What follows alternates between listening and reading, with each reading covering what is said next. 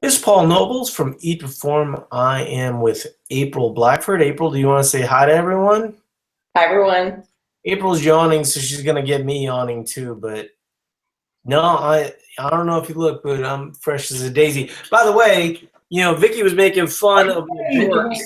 Oh my goodness. Yeah, see, so she denied me access yesterday going to the gym. She's like, I'm not going to the gym with you. You're wearing those damn things. So I decided to wear them for the podcast. In the house. Yeah, when you're sitting down so no one can see them. Just for the record, Tom saw the picture that she posted on Instagram and he asked me, he was like, Paul posted a picture in some weird shorts. And I was like, those are the acid wash jorts that he was talking about. You gotta go with the plaid pants. The plaid Come on. Tom broke bro code? What the heck? I'm never gonna have his back on anything now. He has no idea how many times I've had his back, and now all of a sudden he's throwing me under the bus, man. These jorts are the best shorts that I have by far. Not even close. I don't care who. As long as you like them, that's all that matters. That is all that matters. It matters a little bit. I do. I really think your plaid pants are styling though. Even though you said those were pajama pants, but those are awesome. Well, and then the silk robe, from the open. So yeah, did I tell you that story? I come in and they're like, hey, did you see my email? And I was like, no, I don't know what you're talking about. Well, we want you to wear this negligee. I'm like, what the hell? And so the two gals from my gym basically bring me into the women's restroom and they're like, here, put this on. I was like, all right, fine. And so the other two guys who are in pajamas, they're like off to the side, once again, disowning me. Here I am just being a good sport. And all of a sudden, I'm in a silk robe, kind of doing a little dance to Sexual Healing by Marvin Gaye. So, I must say pink is your color. You should wear more pink.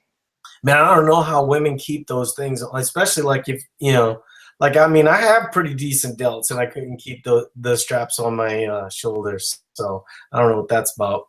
Half the video that I posted to Slot was like me trying to just keep those things up.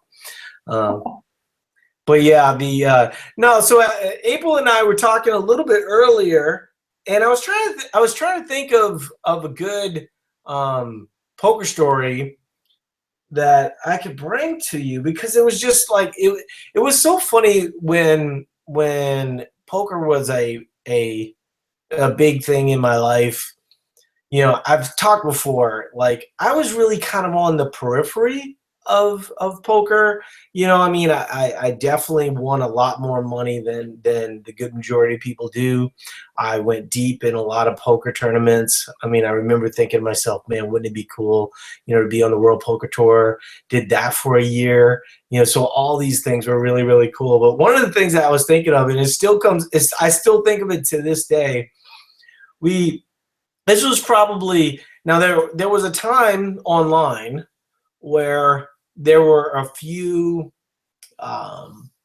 alleged celebrities that were playing online, one of which is going to be Batman soon, allegedly.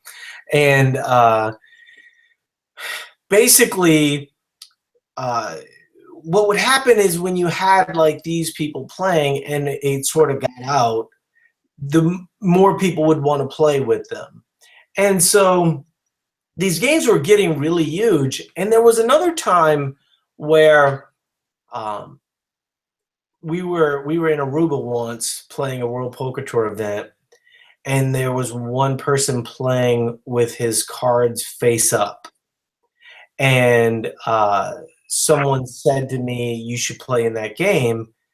And I was more concerned with the other people in that game than I was with the guy playing his cards face up. Obviously, I could beat that guy, right? But we were talking about a lot of money. And so the way that poker players kind of dealt with that, and it's sort of interesting when you think of it from the perspective of how you get good at poker. because when you think of how you get good at poker, it is very similar to how you get good at health, where you're looking at data, you're trying to analyze what works and what doesn't, and then you're trying to adjust on the fly. And so that's something that I was relatively decent at. Was I best in the world? No, but have I played with the best in the world? Absolutely, many times. In fact, some of the biggest names in all of poker, they had to go through me. You know what I mean? They had to go through kind of like the regular games. I mean, there was a time where like 8160 limit poker was like the biggest thing going, and I was very good at 8160 limit poker. And so, somebody like Phil Ivey, who's like the biggest name going now, I'd be playing against that guy all the time. And I'm sure he has no clue who I am.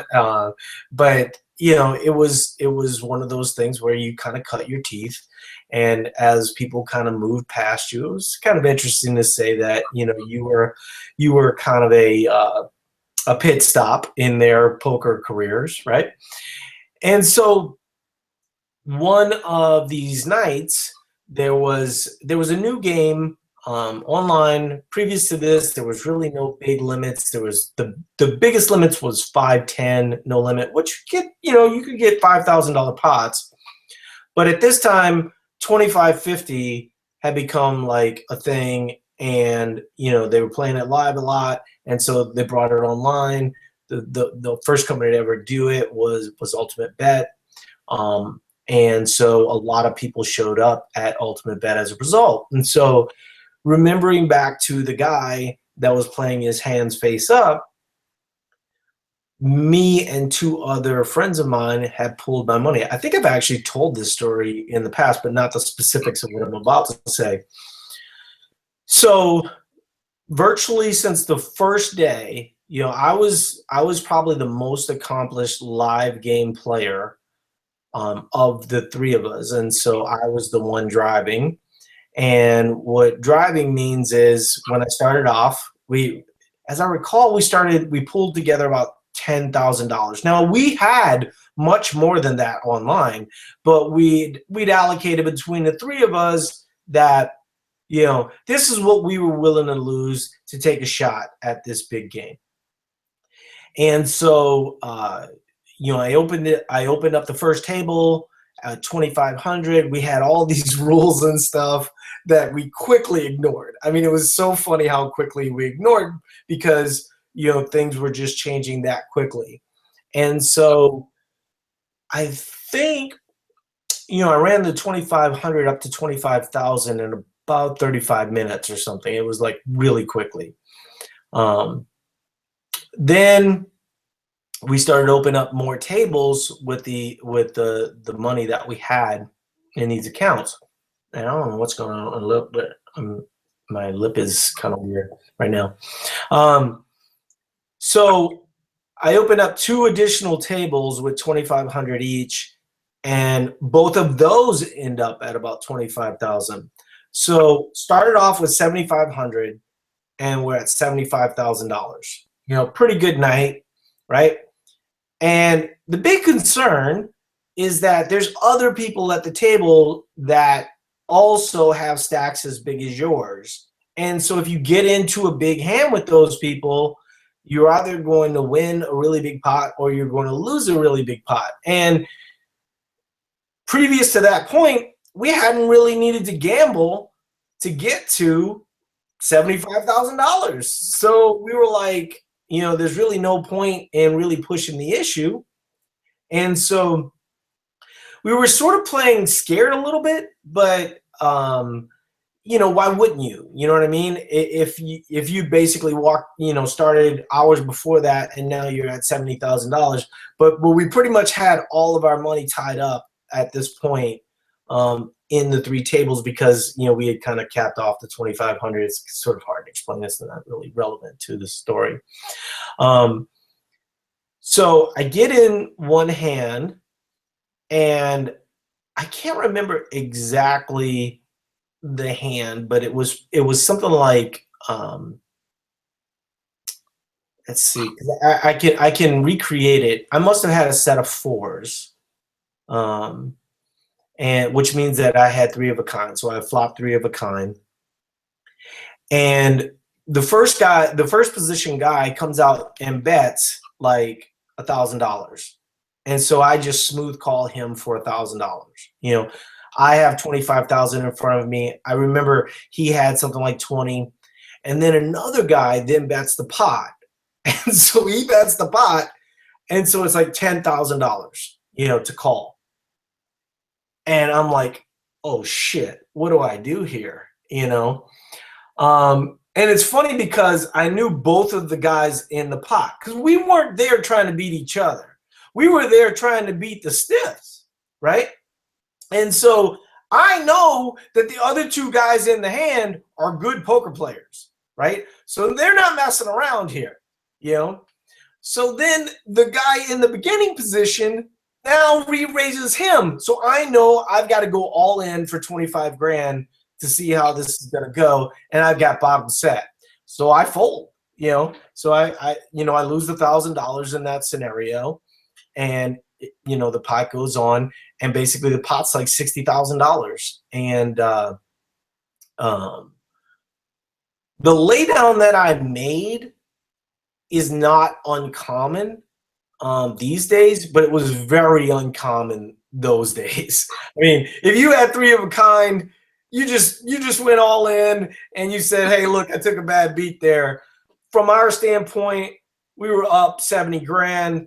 We lose $1,000 here. And I remember, you know, getting frustrated at the scenario and then leaving relatively quickly and walking away with the money that we had won that night.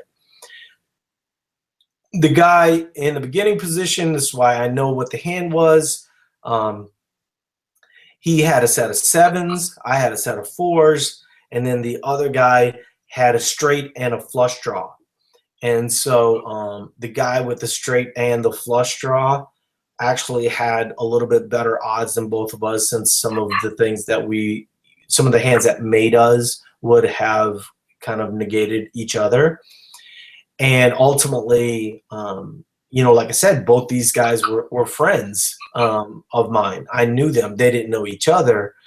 When I told Thomas later on, who was the guy that wins the $60,000 pot, I mean, the other guy in the pot was also a really good friend. And he wasn't like Thomas. Thomas was a guy that played online and was used to winning lots and lots of money. The other guy was like us. You know, he was just there because there was a lot of bad players. He had worked his stack up to about $20,000. He gets it all in, and, you know, he loses a $60,000 pot, you know, or whatever it ended up being. But it was a lot of money. And so that was an example of like, you know, when you think of it and you think of poker and you think of kind of the way that your life works, I mean, you're talking about seconds. You know, you're talking about a video game where someone wins $60,000. Now, later on, the stakes became much, much bigger. There was a time in that period where there were bad players. You know, there was a lot of basketball players that were playing online at that point. And the stakes started to get to be, you know, really high, 100, 200, no limit, you know, things of this nature. Guys that you knew you were better than could have at that point pulled with other groups. But even if you pulled with people, you know, at that point I had a lot more money in poker. I'd been playing a lot bigger games. I was winning a lot more. But you were essentially like taking, let's say, $250,000 worth of risk for a $5 million benefit, right?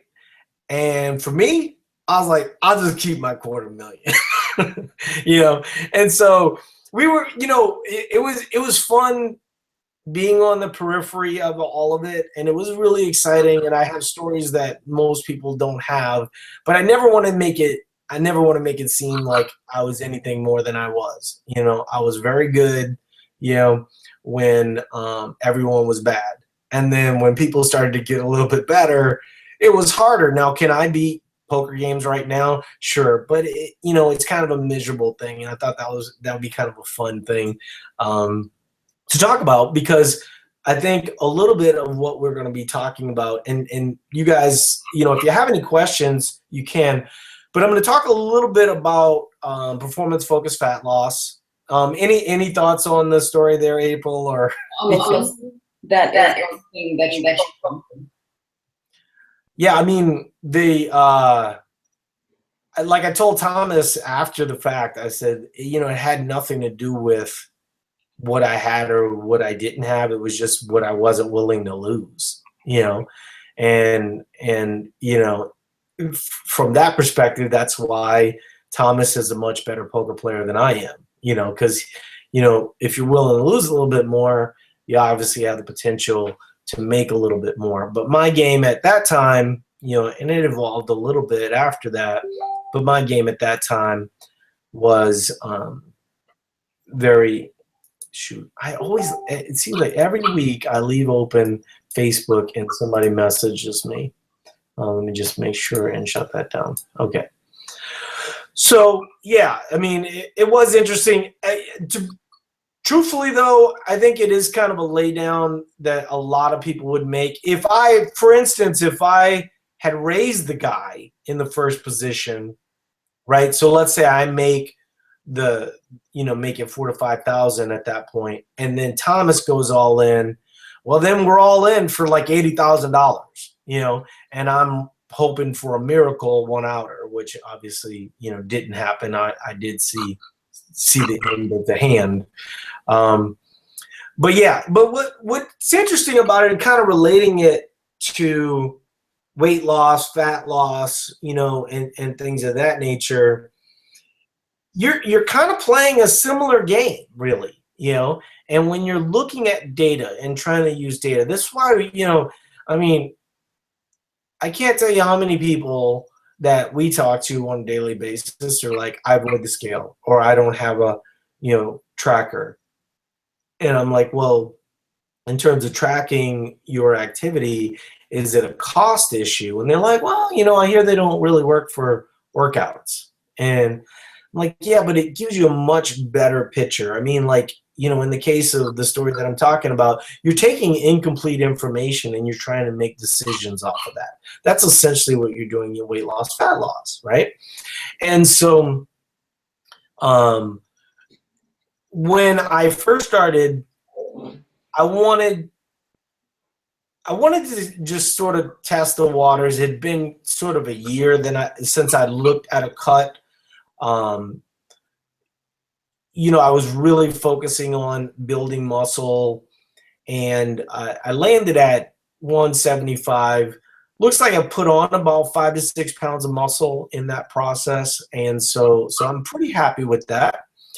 But then comes the unhappy part, right? Where, okay, well, do I keep going in this direction? Because, at the end of the day, you are going to, once again, I think that's the drinking game. That's the drinking game cliche that I constantly use. But yeah, I mean,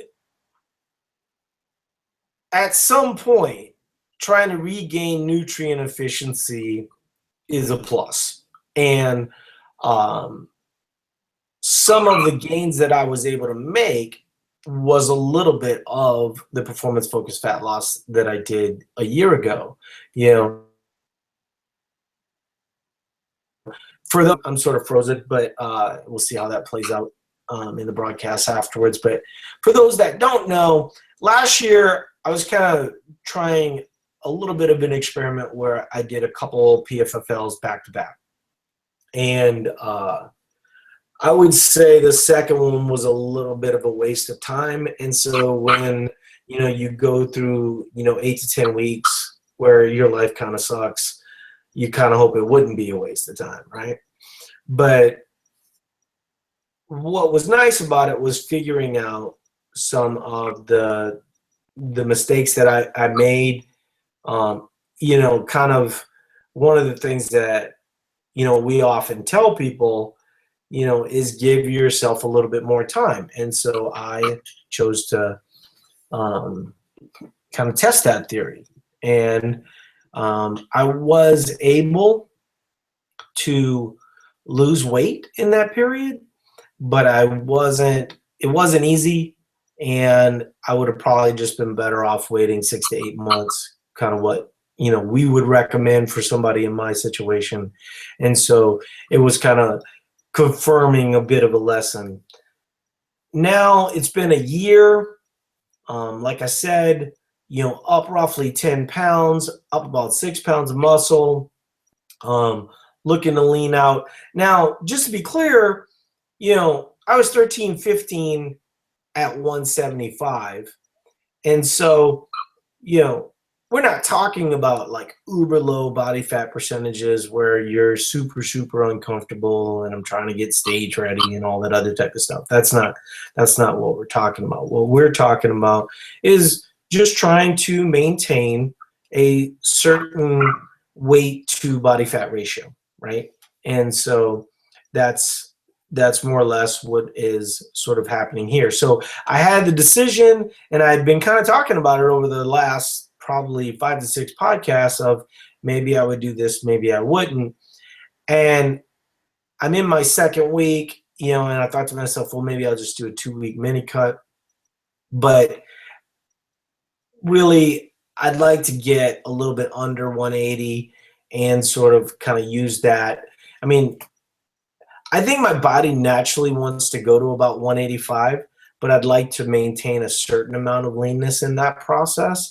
And so I think, we'll see how it plays out, but I think 5 to 10 years from now, when we're talking, I'm going to be 185, 190, and that's just how, building muscle works, for me, my body seems to naturally want to go to 185.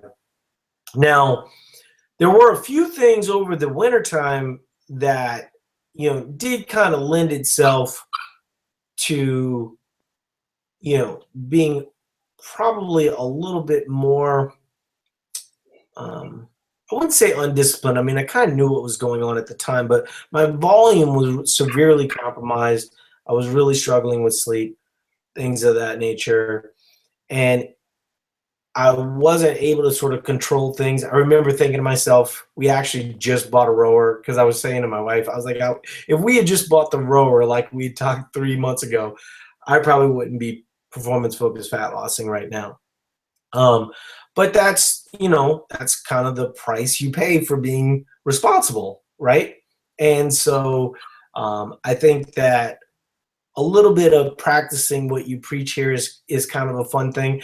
I also sort of like being able to show people how Eat to Perform works, and even though it's not fun, and it does, if whenever somebody says to me, I'm doing performance-focused fat loss right now, and I'm not uncomfortable at all, I go, then you ain't doing it enough. You know what I mean? Because to see real results, oftentimes it has to be a little bit uncomfortable. And part of what we sort of teach people is how to deal with those uncomfortable moments, how to make sure that you're getting your sleep in, how to make sure that you're working out at 100%. I mean, I would say that probably the biggest difference for me is just really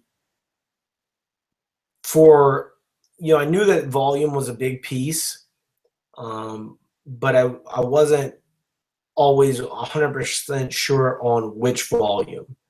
And nowadays, I think it's fairly clear. If you're cutting and you don't have hypertrophy work in your performance-focused fat loss, you could potentially lose more muscle than you'd like, right? Now, you run into a little bit of a problem there, though, because when you are doing hypertrophy work, you're essentially trying to send a signal to your body to build, but you're not giving your body the raw materials to do so. That's okay. Like for instance, like I said, I don't know if I said it, but I'm 184 right now. I actually did just buy a withing scale, just so I could do the Wi-Fi and on my phone.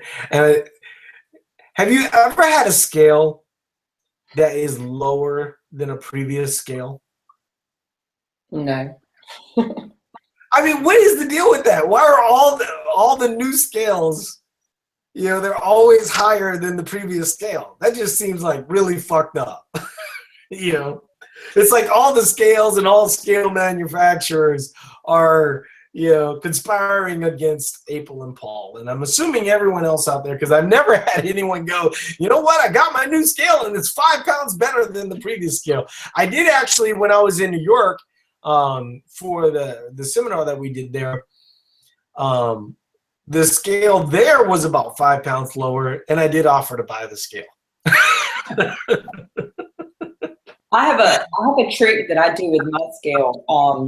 It's basically you get on it barefoot and it supposedly reads your body fat, but of course the body fat's going to be based on your hydration levels, time of day, all that crap. So it can vary 6-7% on a given day. And I was tired of seeing that different number. So I strategically went back in and set my height to like 7'1". So now it gives me like a 5% reading every day.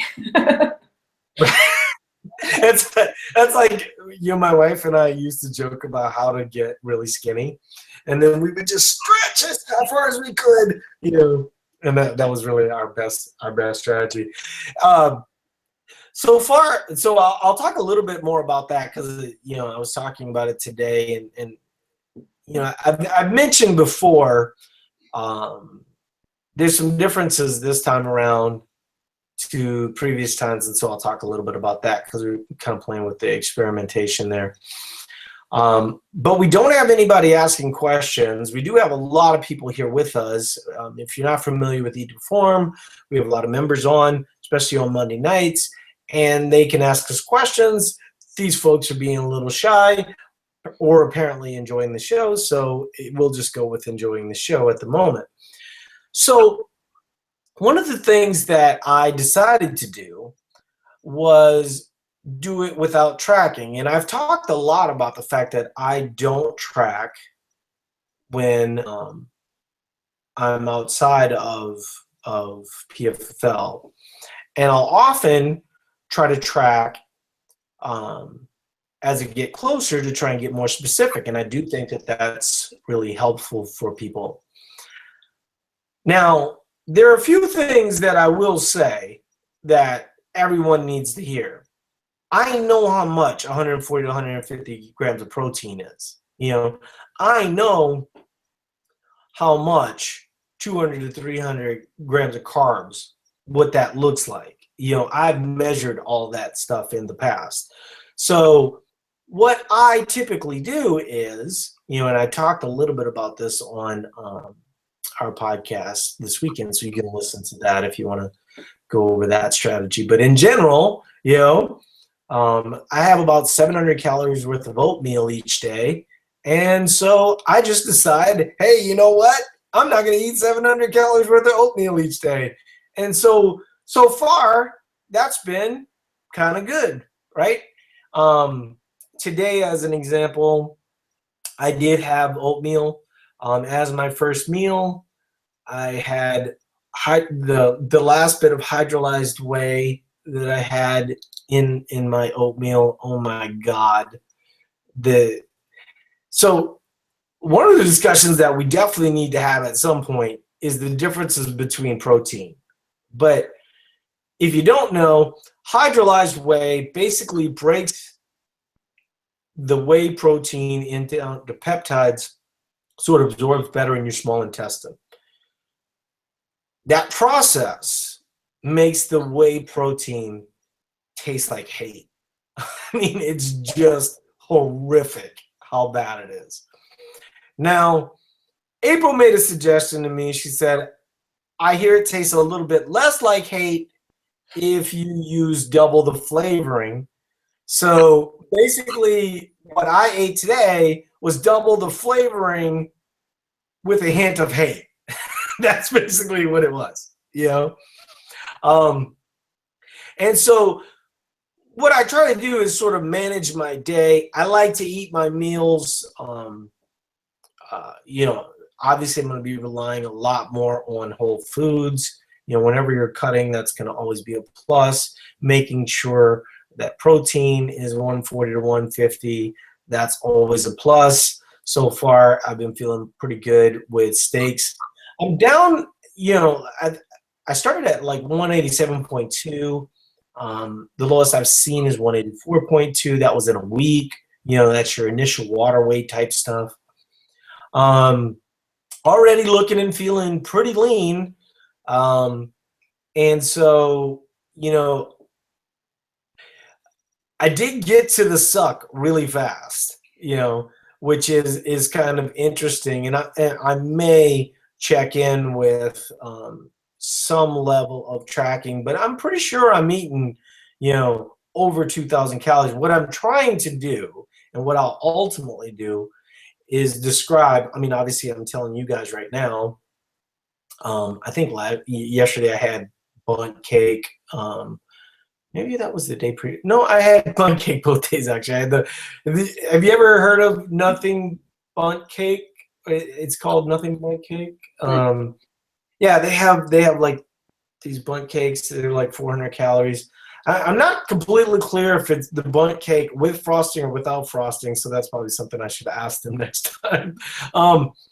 And then they have like these little mini bundt cakes. And so the one day I had the 400 calorie bundt cake. The next day I had 2 of the little bundt cakes.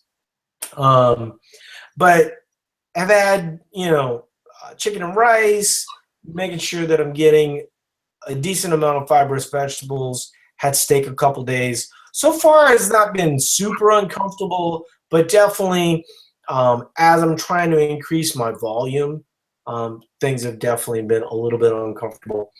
And it should be, right? And my goal each week, you know, I will say women don't see the results quite this way. But if you're not familiar with how I do it, it's basically Eat to Perform 101. Is I'm trying to have as much activity and as much volume in place so that my deficit doesn't need to be that bad. You know, I think if I were to track, my calories would be 2,200 to 2,300 right now. But my activity, I'm trying to keep over 3,000. So essentially what I end up averaging is about a 500 calorie deficit over the course of the week. That's my goal. My goal is, you know, for instance, on Friday morning, I weighed in at 184.2. My goal next Friday morning is 183.2, right? I'm trying to get a pound each week. And then once I have that pound, then boom, I have, you know, my high volume day, which, you know, happens to correspond with the CrossFit Open. Now, a lot of people would say to me, why are you doing this around the CrossFit Open? Don't you normally tell people to do it outside of season? Yes, I do. But CrossFit Open ain't my season. I ain't making it to regionals. The CrossFit Open is fun for me. It's just like a goof off type of thing. I'm not really trying to measure my overall progress. Now, you know, if I was, I mean, one thing I will do, you know, my progression on my deadlift right now is at 510. My next, I got a deload week coming up, and so I've got to make a decision whether or not I want to go to 520. I think I am going to try and see if I can get to that 520 number. Then I'll probably just take a couple deload weeks after that. And then that'll be, of course, towards the end of my performance focus fat loss cycle, which would be about 8 weeks. But from that 184.2, you know, I had my day, which I had, you know, the normal oatmeal. I had Chipotle, did the CrossFit Open, went out for pizza with my wife for date night, which is the exact type of Wave Plus day that you want. And then the very next day I was at 185.6. That's exactly what you want. You want to send a signal to your body that, hey, look, you know, we're not always starving here. You know, this morning I was at 184.8. So already you can sort of see me trending down, right? And so, obviously the path between 184.8 to 183.2. And I would say to people, I don't think that's the way you diet it. I don't think that's the way the good majority of people do it. And I think that's the difference. Now, will there be a time where it might be difficult? Like maybe my sleep gets compromised or maybe my workout schedule. We'll see. I mean, obviously I'd like it if it could just go down. I'd land at about 177, then bounce back to 180 during my reverse. But the one thing that I would say in this process is that people don't factor in the things that you can't see. You know what I mean? Like I said with the poker story, you flop 3 of a kind. It doesn't necessarily occur to you that 2 other people might have a better hand than you, so you have to adjust at that time. And similar to what I did, that's what I'll do going forward. But I figured if I was gonna go 2 weeks in, why not just go the extra 6 weeks? That was my thought process, and that's why I ultimately made the decision. But I'm not trying to go to a physique show. I'm not gonna diet down, to 7-8%. This will get me back to 13%, which is comfort. That's where I like to be. Anything more than that, I'd really like to do sort of building lean mass. But you're targeting the last time you did a cut, you ended up around 172, 171, didn't you? So it sort of depends on which one you're talking about, but you're targeting ending up with 6 pounds heavier to factor in fat and muscle. Okay. All right. Yeah. So like at 175, I was between 13 and 15. And then now, essentially I'd be at 181, would be at about 15. And so I could potentially be 11 to 13, Once again, though, it's kind of funny because, a lot of the things that people, I don't have, a big chest. I don't have big glutes. A lot of the problem areas that people, like One Booty, I don't look forward to One Booty Wednesday. Let me just put it to you that way.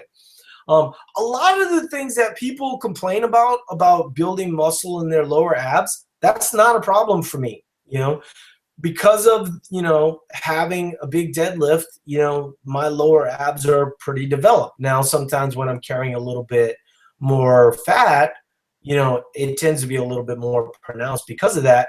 A big part of the answer for me is to just be a little bit more proportioned, which is a little bit of what I'm working on, where I'm trying to kind of build my chest a little bit more, focusing a little bit more on single-legged type work, because I don't really have the hips for kind of ass to grass work that might get me, the kind of glutes that, maybe somebody like Chris Dietz might have, just because of the amount of weight that they can squat at good form.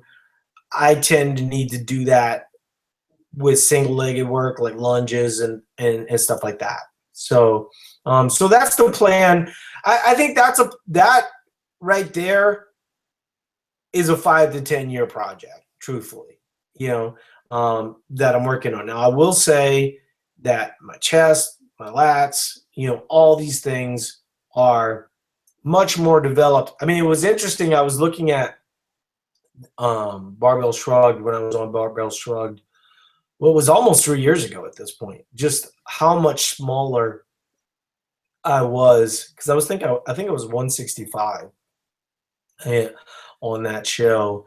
And, now being, 20 pounds heavier with 15 pounds more muscle, I just look like a totally different dude, which is cool. I think that sort of the way that people think of it when they show up at Eat to Perform is, if I could just lose X amount of pounds, or if I could just gain X amount of pounds, and really you'll be in that phase for the rest of your life. You'll always be playing some version of that game. I like I said, I really would. It would have been very interesting to see if, when it started to get difficult to leave the house because of work obligations and lack of sleep and some of these types of things, if I had the ability to do more than just my Airdyne, you know. So we'll see how that plays out. But I will say, one of the things that's been interesting, the weather in Minnesota has been really good. So my volume has naturally been able to go up. And so this process so far has not been super uncomfortable. Obviously, at this point, you know, we're at the beginning stages. It shouldn't get uncomfortable at this point. But now, one of the things that I did last time, and, you know, it's still this time as well, I don't often need to get to that super uncomfortable level. And I think when you get to that super uncomfortable level, a lot of times you're digging into your muscle too much. You know, that just depends on how much work you can do. And that's the argument for building work capacity, right? To where you can stay in the gym weightlifting for 2 hours. I mean, like, even if you're doing hypertrophy work, even if you have rest, you know, you know, it still is tiring. It still will wear you out, you know? And so you got to kind of keep that in mind. Let's see. We got a couple questions. So Lindsay's saying, "What are you doing differently this time?" Well, this time, basically, I am not tracking. I am really trying to do kind of more of an experiment that's more intuitive. I did talk a little bit about it on the podcast. Kind of a version of my old intermittent fasting days, but a little bit smarter than it used to be. You know, because one of the things, you know, I talked a little bit about in some of the intermittent fasting days was just like holding to a very specific time window and things of this nature, and then your hands would get cold and your feet would get cold, and, you know, and then you'd be in this intermittent fasting group and everybody's like, "That's totally normal." That shit ain't normal. If you're losing your hand and if you're losing your hair and your hands are freezing all the time, that shit ain't normal, you know. And so I'm trying to be a little bit smarter. You know, the big thing that Mike always talks about is, you know, Mike being Mike Nelson, resident PhD here at Eat to Perform, is the why am I always? It seems like every single Monday I forget this, but minimum effective dose, right? Where you basically are trying to have the least amount of interference, which is why I try to keep the volume high. So, you know, I mean, the basic way to say it is, what's the easiest way to cut?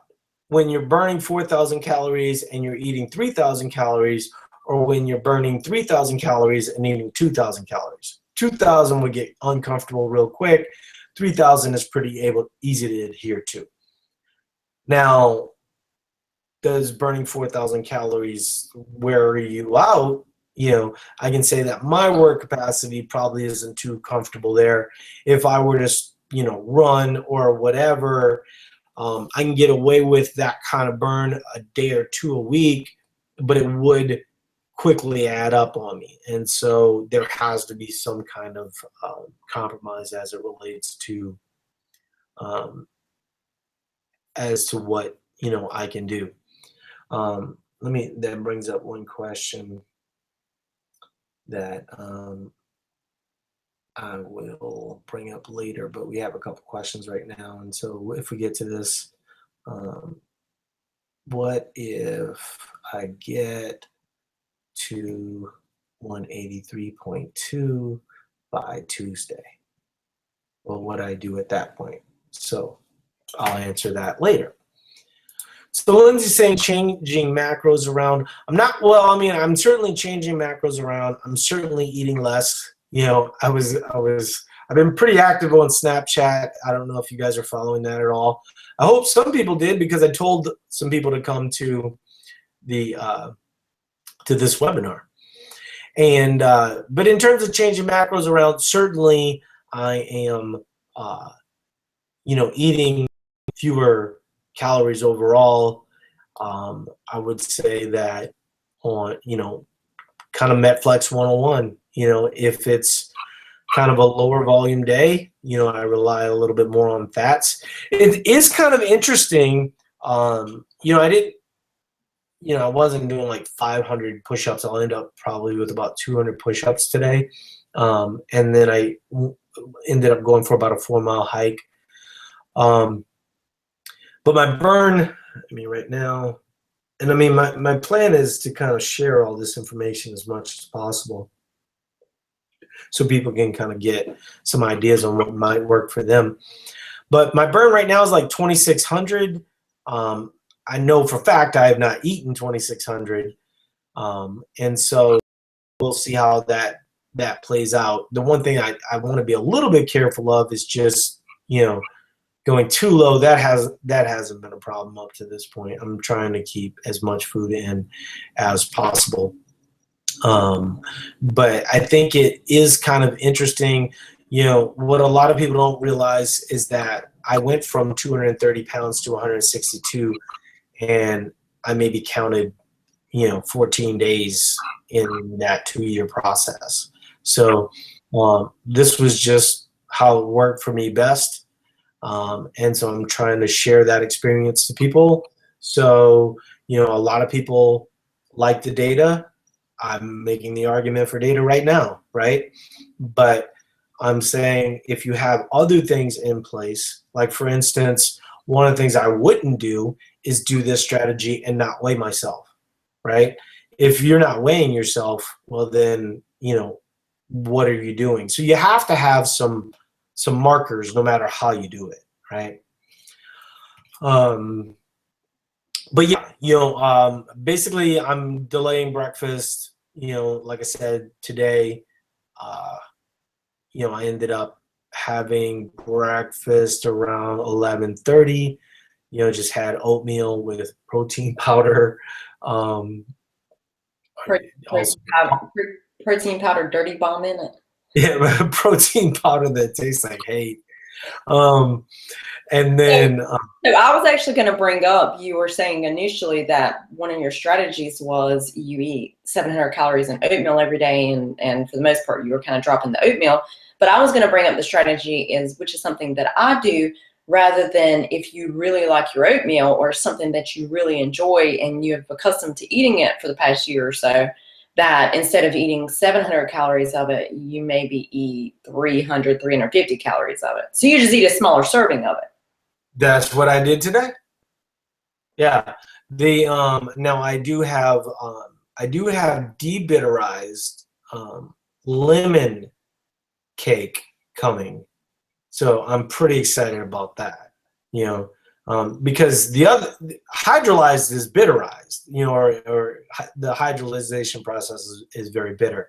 Debitterized, if you've ever had anything like Progenics is basically debitterized hydrolyzed whey, which means that it's not as good as the normal hydrolyzed whey, but you don't have to choke it down and hold your nose. So kind of similar to what April said. The other thing too, and Laura's asking me, how can I cut down, any strategies on cutting down fat?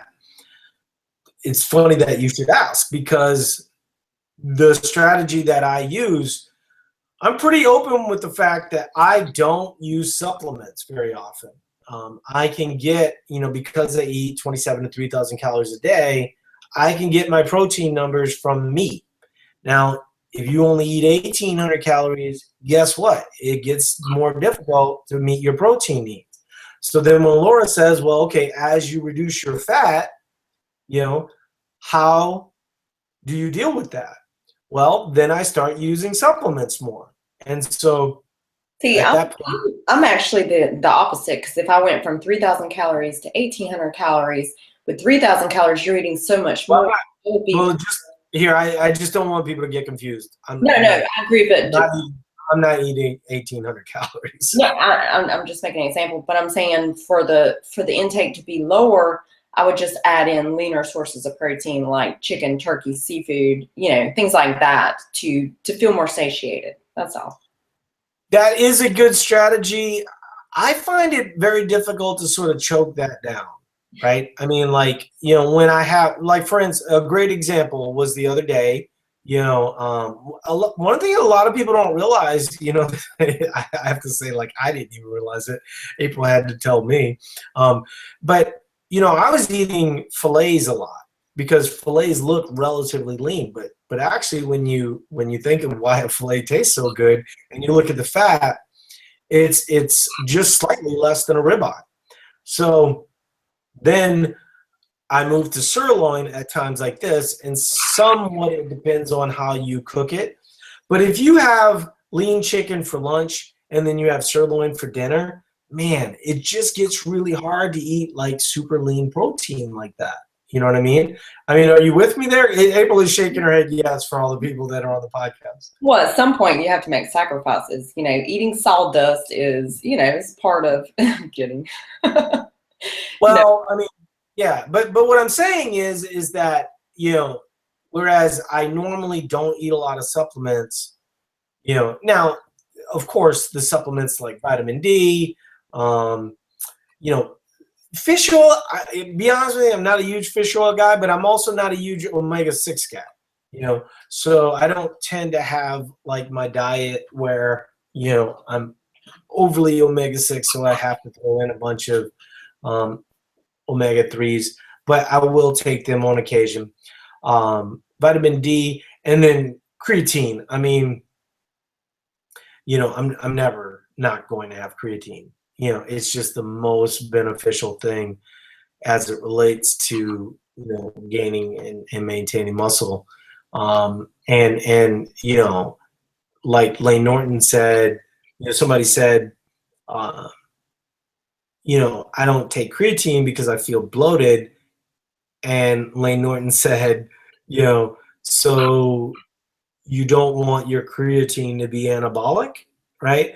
And so a little bit of bloated, is okay. It really is kind of interesting as I've kind of lowered my calories, kind of cycled a little bit more than I normally would, how quickly, I was able to lean out.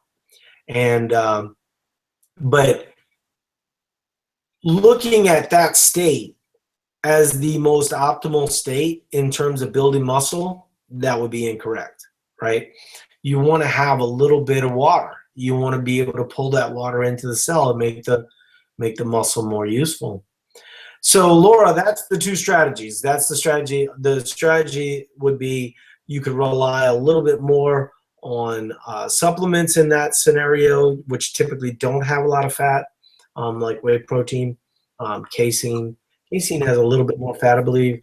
And then, like April's saying, you could rely a little bit more on leaner meats. Once again, I made the argument in that scenario that if you just go super lean, your just diet starts to suck too bad, and you have to introduce some fat. You have to, and that's the argument for being a little bit more active, so you can be a little bit more flexible.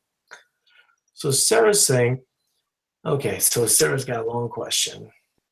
Last few podcasts have really clarified a few things for me. I've been at this for almost a month. My biggest question right now is, what is a training day versus a rest day? See, this is an interesting kind of question, because it used to be we would also guess, right? But now you don't need to guess. If you have an activity tracker, you sort of know that the days that you're working out less, you burn 2,200, and the days that you're working out more, you burn 2,600. So now you know what a rest day is compared to a workout day. What I think is the more interesting question from what Sarah's saying is, let's say that both days I burn 2,600 calories, but one day I don't weight train, right? In that scenario where you were a little bit more active, maybe you were cleaning the house, maybe you were going for a hike or something of that nature, then you might want to up your fats a little bit so you can sort of adjust for that. It's not super glycolytic, and probably the best way to figure that out is the next morning. If one day you burn 2,600 and you up your fats a little bit and you weigh yourself in the morning and you're relatively weight stable, then that's more correct. Sometimes your previous day you'd worked out, or maybe you have a workout planned. As an example, on Thursday night, I made sure that I had a good amount of carbohydrates in my meal the night previous, because I knew that as I was sort of building to the CrossFit Open, I wanted to have enough energy. If you dig too deep a hole on the days before, the days that you work out, it can be a net negative. And so you have to sort of play with carbohydrates. In general, as most people know, carbohydrates are going to have a little bit of a water tax. And so sometimes your weight might be up. Let's say that your weight is up a pound compared to the scenario where you were using fats, but then you walked into the gym the very next day and you had a much better workout. And then the very next day you were weight stable. I would say that that's a net similar, right? And then you would have to ask yourself, which one do I want more? Do I want to work out better, or do I want to keep my weight stable? Yeah. And we would make the argument that working out better is going to ultimately get you better body composition over time. And so I think that that's a little bit of the more interesting question. If you don't have an activity tracker, typically, the thing that we often suggest is having 100 grams less carbohydrates. Now, that sort of depends. You can kind of back this out and you can kind of reverse engineer it for yourself and see what feels the most right, but you're going to have a lot of guessing going on. And so that's why I wear one of these, and that's why I think it's fairly enlightening. And I think it's helpful. And people go, well, it's not really helpful for me as it relates to my workout days. But what about the times that you aren't working out, which is the majority of your life? It's pretty useful at that time. So that's my thought there. She's saying, yes, I know that you can do walking on a rest day, but one of the last podcasts referred to a short WOD at CrossFit as a rest day. For me, any WOD is a workout, especially if there's a weight train before. Can you define what makes you use train day TDEs versus rest day TDEs? Like I said, I go by my my Fitbit. The only thing that I will change is if my Fitbit, like for instance, a lot of times my rest days actually end up being more calories than my workout days, and I'll be a little bit more reliant on fats on those days. So I hope that's helpful. Any thoughts on that, April? Just in case there was something that wasn't clear. I agree with what you're saying. I think in overall in terms, she's kind of judging by, she goes and does the WOD or she doesn't. She could walk 3 miles and probably have a similar burn than going and doing CrossFit for an hour. I would suggest kind of generally going by how you feel overall. Obviously you go in and you do weights and you do a Metcon, you would probably want to eat the higher days. But if you do something low stress, like an easy walk, you feel good, you're not really hungry, then you can eat less. Well, there are instances, like for instance, with the CrossFit Open, there was people that were doing 4-minute workouts. Obviously, you don't need workout day macros on that day, right? Exactly. So that's a consideration. I would say that the other thing too is that if you're new to all of this, she's actually saying that that was exactly her. I was kind of in the same boat, Sarah. I had the opportunity to do RX, and I chose to do scaled, and I was really happy that I did. I don't really. It was kind of weird. I did the first workout RX because I didn't think they did a great job. I mean, they're in a tough position, so I'm really don't take this as me being critical of them. Um, and I love her skill training. She's saying it. She called it skill training, and I love the idea of, you know, trying to challenge yourself at times. But 16.1 as an example was too scaled for me, and so rather than kind of do with a workout that I didn't think challenged my abilities, I decided to do RX and then do a lot less work volume, which is fine. Still got a pretty good workout.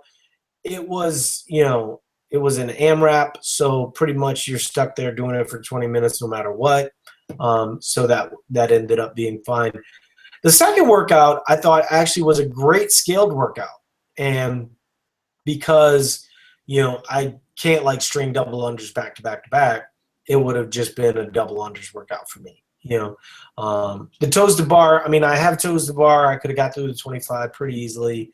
I don't have like the clamshell toes to bar though, where you see at the CrossFit Games where, you know, they're like 1, 2. Yeah, it's not like that. It's more of like a swingy momentum thing that actually ends up kind of tweaking my back a little bit. So I actually prefer, if I'm doing a WOD in a regular day, I do knees to chest for that reason. You know, I have worked on the skilled thing.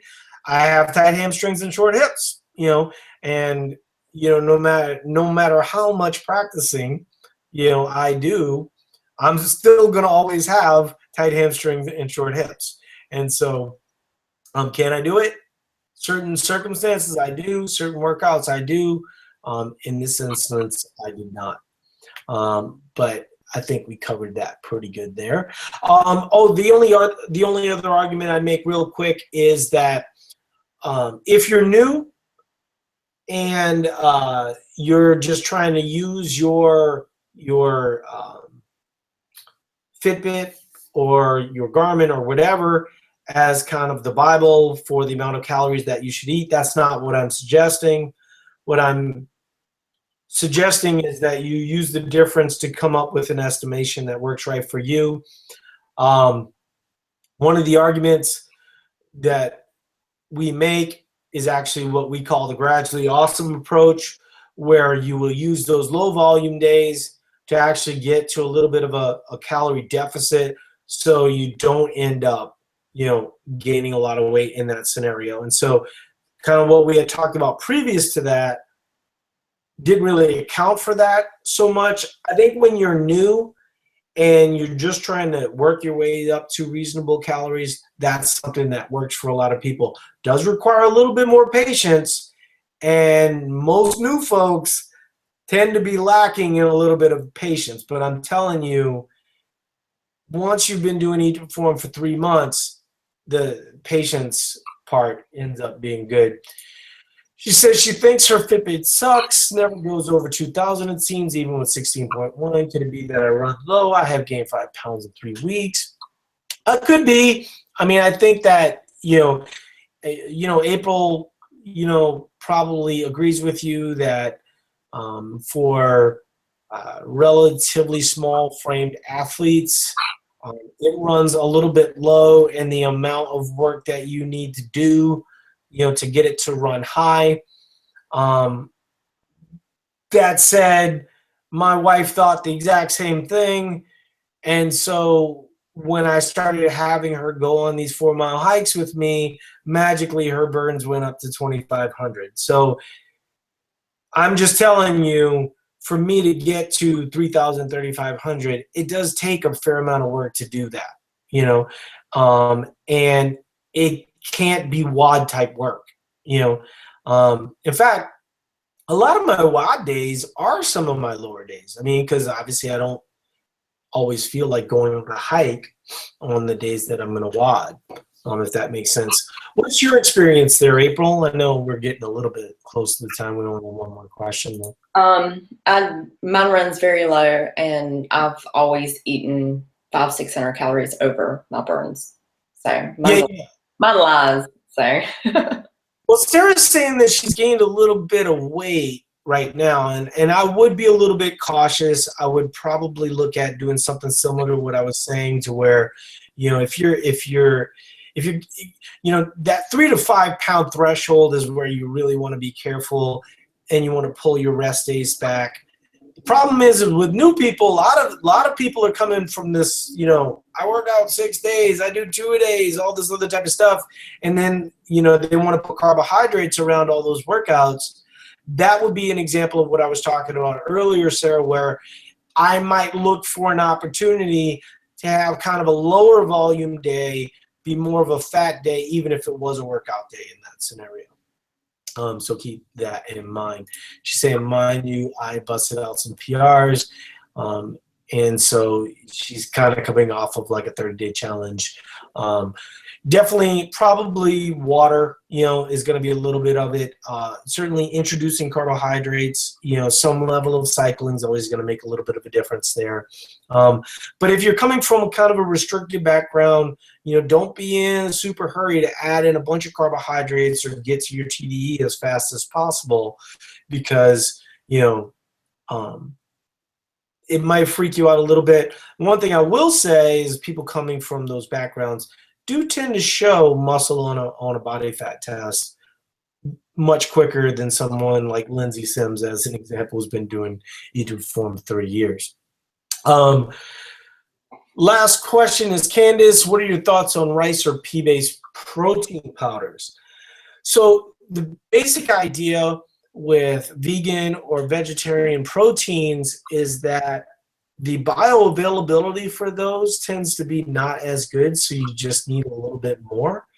But I'm not, my daughters are vegetarian, and so it's a little hard for them to sort of get to this point where their mindset is where they're eating an adequate amount of pea protein or rice-based protein. But if you can stomach it, I would try to go a little bit more. So as an example, if you were 150 pounds, that basically puts you at about 105, which is our kind of baseline recommendation. You probably want to go 1-to-1, maybe even a little bit more than 1-to-1. So 150 to 175 grams for a 150-pound person.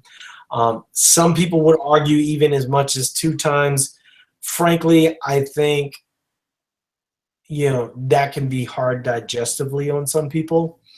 And so that's the one thing I would keep in mind. But when you look at most people relying on plant-based proteins,